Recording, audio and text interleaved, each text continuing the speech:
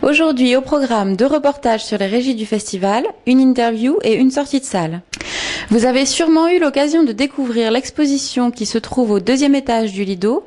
Nous vous proposons de plus amples explications sur ce sujet en images. Je suis Yvan Marquet. Mes titres, vice-président des ciné-rencontres. Je m'occupe plus particulièrement du cinéma de proximité et pendant le festival de tout le volet documentation. J'ajouterai qu'il y a 30 ans que je fais partie de l'équipe du festival. Depuis les rencontres cinématographiques, c'est-à-dire depuis 1975, on avait conservé toutes les affiches. Alors on les a présentées chronologiquement.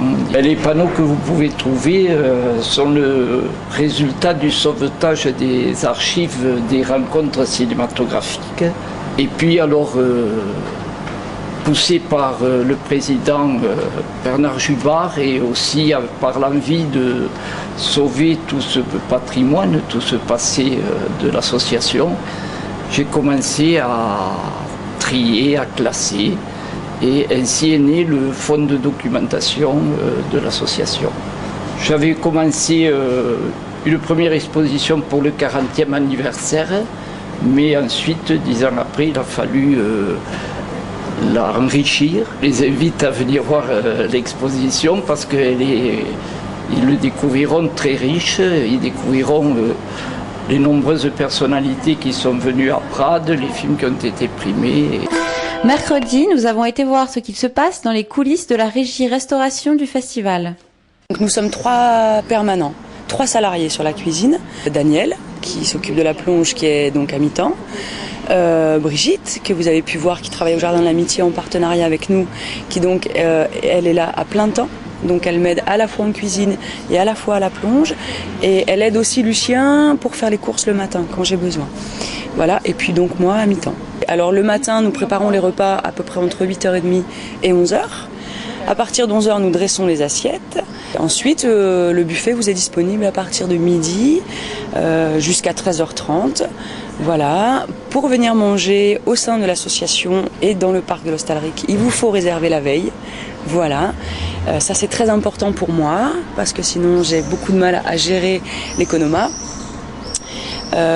Et puis voilà, j'espère que vous passez tous un agréable moment. Alors je m'appelle Jean-Stéphane Bron et je suis le réalisateur du film Cleveland contre Wall Street. C'est une sorte de précipité, de concentrer en fait de plusieurs années de recherche. Où moi je me suis formé d'une certaine manière, j'ai lu des choses, j'ai appris des choses, j'ai essayé de comprendre par moi-même des choses, etc. Et au départ, on était les subprimes et toute cette histoire de subprime, de crise qui venait des États-Unis, immobilière, tout ça, ça me paraissait vraiment de l'actualité. Je me suis dit, mais le cinéma, est-ce qu'il peut vraiment s'emparer de ça, de l'actualité, tous les jours dans les journaux, à la télévision, on entendait ce truc-là. Je me suis dit, mais moi ça m'intéressait pas trop, quoi.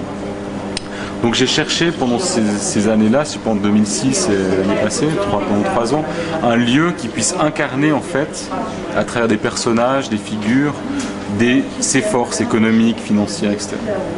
Et un jour j'ai lu un petit article dans un journal français qui disait que la ville de Cleveland avait posé plainte contre 21 banques qu'elle jugeait responsable de ce qui arrivait à la ville, c'est-à-dire des milliers de gens qui avaient perdu leur maison, qui étaient obligés de partir, des familles mises à la porte, tout ça, avec un coût social extrêmement élevé, un coût humain très très élevé. Ah, mon coup de cœur, c'est Désordre d'Assayas.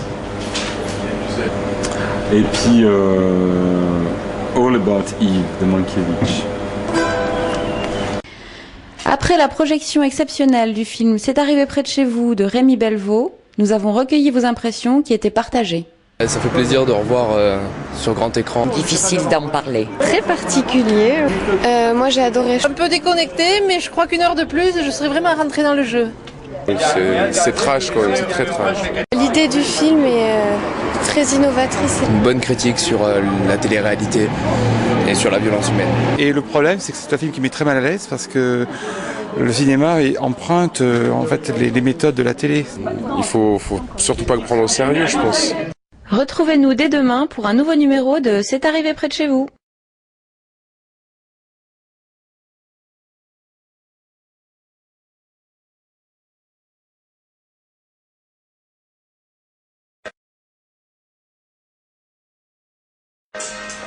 Pardon, comme ça.